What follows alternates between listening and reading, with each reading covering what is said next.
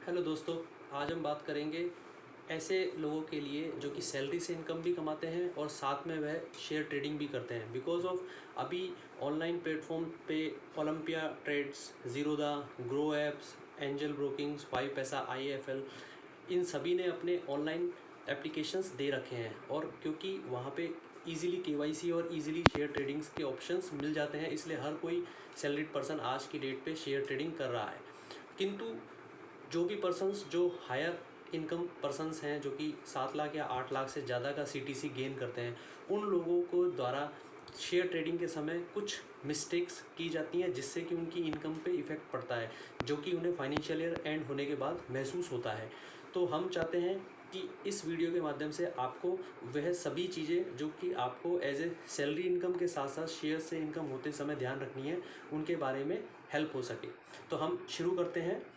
Shares की जो trading है वो कई रूपों में होती है, जिसमें फर्स्ट ऑफ ऑल होता है इंटरडे ट्रेडिंग, जिसमें कि हम शेयर्स को होल्ड करते हैं, देन उसके बाद उसको बेचते हैं। सेकंड होता है इंट्राडे ट्रेडिंग, और फर्दर ऑप्शंस होते हैं डेरिवेटिव्स स्क्रिप्ट्स के, जिसको हम फ्यूचर एंड ऑप्शंस कहते हैं। यहाँ हम एक एक को स्टेप बाय स्टेप समझने की कोशिश करते हैं। फर्स्ट हमने बताया था इंटरडे ट्रेडिंग, जिसमें कि शेयर्स को होल्ड किया जाता है। यहाँ पर ये ध्यान रखने वाली बातें हैं कि शेयर्स को खरीदने के बाद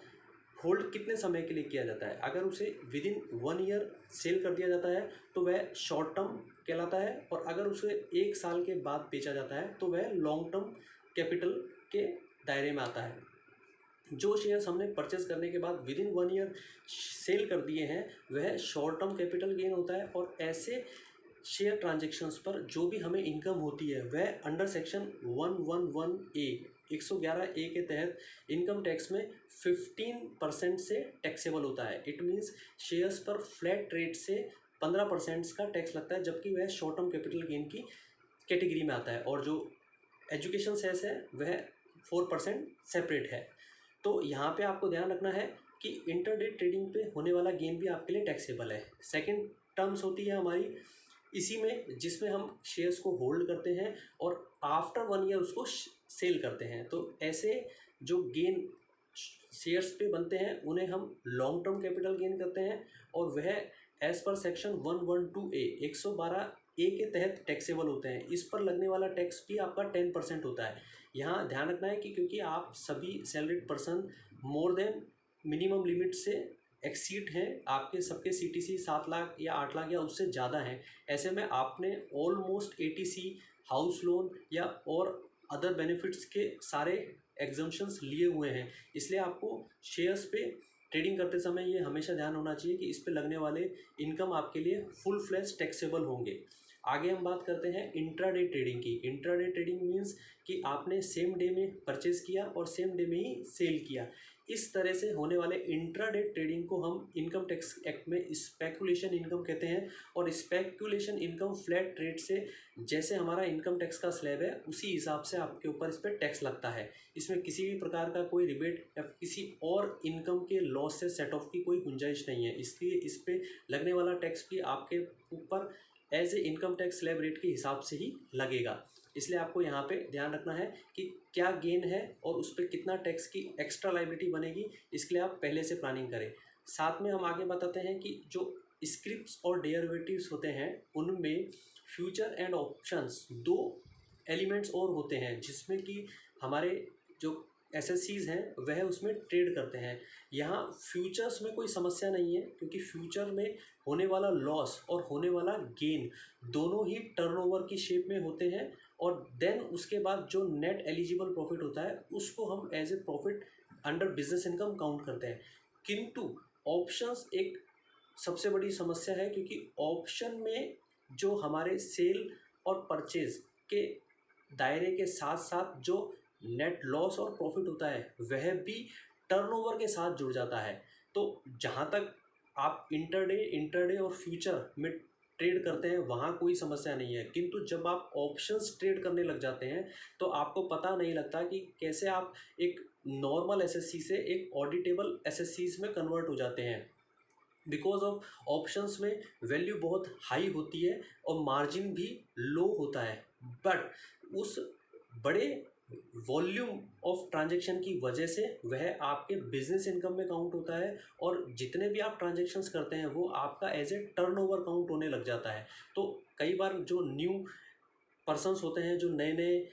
ऐप्स के थ्रू शेयर ट्रेडिंग्स में आते हैं, वह धीरे धीरे इंटरडे खेलना शुरू करते हैं, देन इंट्राडे, देन फ्यूचर, फिर ऑप्शंस। तो हमने देखा है कई सारे लोगों को इस चीज़ का पता ही नहीं होता, और जब एंड ऑफ द ईयर वो अपने इनकम टैक्स रिटर्न सबमिशन पे आते हैं, देन उनको पता लगता है कि वह हैवी ऑप्शंस ट्रांजेक्शन करने की वजह से ऑडिट कंसर्न में आ गए हैं। इसलिए आपको यहाँ ध्यान रखना है कि ऑप्शंस ट्रेड करते समय ऑप्शंस से होने वाला सेल और उस पे होने वाले प्रॉफिट या लॉस, वो दोनों प्लस करने के बाद जो फिगर आती है वह एज ए टर्नओवर काउंट होती है, और वह जो लिमिट होती है वही कंसीडर करती है कि आप बुक्स ऑफ अकाउंट मेंटेन करेंगे या फिर ऑडिट के दायरे से बच सकते हैं। यहाँ मैं आपको और एक चीज़ जोड़ना चाहता हूँ कि ऑडिट के क्लॉज को अगर हम कंसर्न करें तो इनकम टैक्स एक्ट की सेक्शन 44A ये बताती है कि जब भी किसी पर्सनस का टर्नओवर मोर देन 1 करोड़ होता है तो उसके ऊपर ऑडिट की टर्म्स फॉलो हो जाती हैं। उसके साथ में और भी क्लॉज दिए हुए हैं जिसमें क्या है कि 2 करोड़ की लिमिट है, बट वह 44AD जहाँ पर हम बुक्स ऑफ अकाउंट मेंटेन ना करते हुए एट द रेट ऑफ 8% से इनकम टैक्स सबमिट कर सकते हैं, तो ऐसे केस में लिमिट 2 करोड़ होती है। बट क्योंकि शेयर्स का काम पूरा ऑनलाइन होता है, इसलिए वहाँ पर हमको ये ध्यान रखना है कि 1 करोड़ से ऊपर की टर्म होने के बाद हमारे ऊपर ऑलमोस्ट लगभग ऑडिट का क्लॉज फॉलो हो जाता है। और एक चीज़ और आपको ध्यान रखनी है कि ऑप्शंस के केस में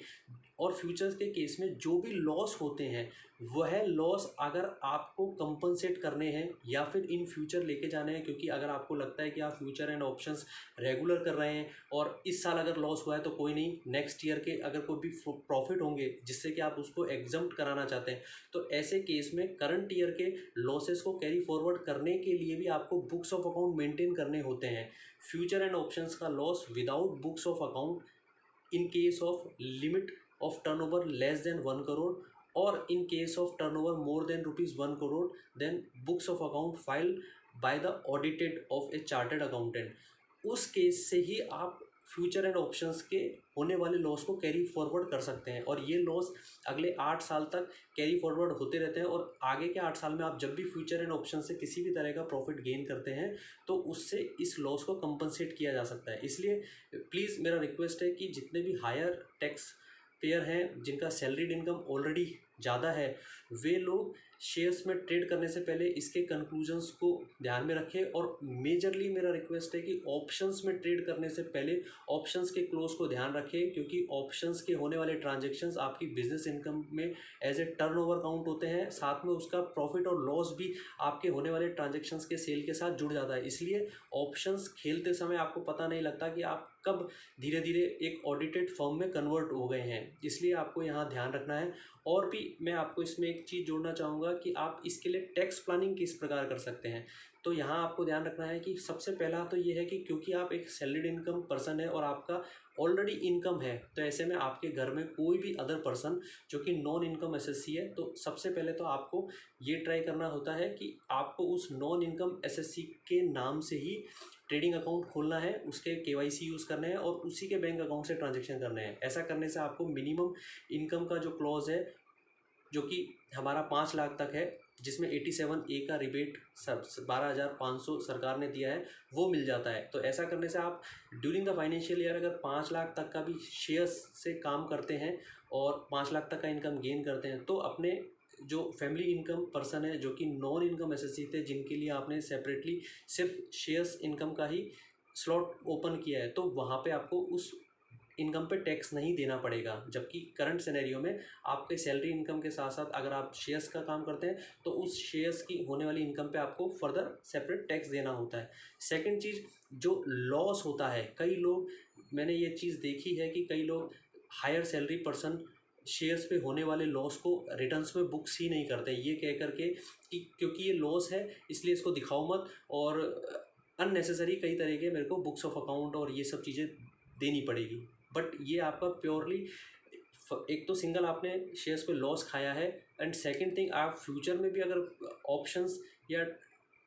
फ्यूचर के अंदर ट्रेड करना चाहते हैं तो ये लॉस आपके लिए ज़रूरी है कि आप इसको कैरी फॉरवर्ड करें। इसके लिए आपको बुक्स ऑफ अकाउंट या फिर in case of turnover limit more than 1 crore higher होने पर आपको ऑडिट करा कर के आप इसमें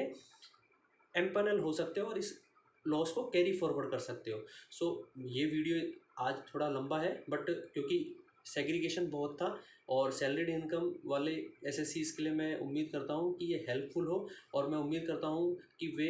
किसी भी प्रकार से शेयर ट्रेडिंग शुरू करने से पहले किसी एक बेस्ट प्रोफेशनल्स या अपने रेगुलर जो कंसल्टेंट है उससे सलाह ले सके। मैं उम्मीद करता हूँ ये वीडियो आपको हेल्प करे और आपको अच्छा लगे तो आप मेरे चैनल को सब्सक्राइब कर सकते हैं। Thank you.